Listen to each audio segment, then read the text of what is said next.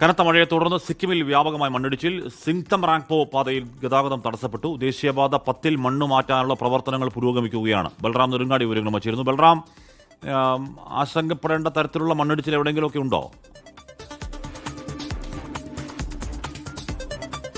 ഹഷ്മി, നിലവിൽ ആളപായമോ അത്തരത്തിലുള്ള അപകടങ്ങളോ ഈ മണ്ണിടിച്ചിലിനെ തുടർന്ന് റിപ്പോർട്ട് ചെയ്യപ്പെട്ടിട്ടില്ല. ഇന്നലെ അർദ്ധരാത്രിക്ക് ശേഷം വളരെ ശക്തമായ മഴയാണ് സിക്കിമിൽ പലയിടത്തായി അനുഭവപ്പെട്ടത്. ഇതിനെ തുടർന്ന് ദേശീയപാത 10 പലയിടങ്ങളിലായി വലിയ തോതിൽ തന്നെ മണ്ണിടിച്ചിൽ ഉണ്ടായിരിക്കുന്നത്. ഗതാഗതം ഏതാണ്ട് പൂർണ്ണമായും തടസ്സപ്പെട്ട സാഹചര്യമാണ് ഉള്ളത്.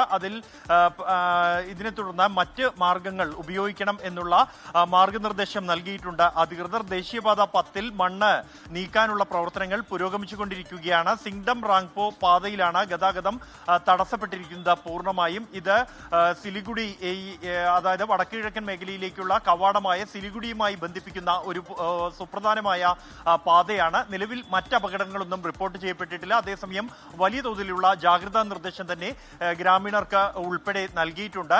ഉത്തരേന്ത്യൻ മേഖലയിൽ വേനലവധി ആയതുകൊണ്ട് തന്നെ വലിയ തോതിൽ വിനോദസഞ്ചാരികൾ ഉൾപ്പെടെ സിക്കിമിൽ എത്തുന്ന ഒരു സമയത്താണ് ഇത്തരത്തിൽ ഒരു മണ്ണിടിച്ചിലിനെ തുടർന്ന് ആളുകൾക്ക് ദുരിതം ഉണ്ടായിരിക്കുന്നത്.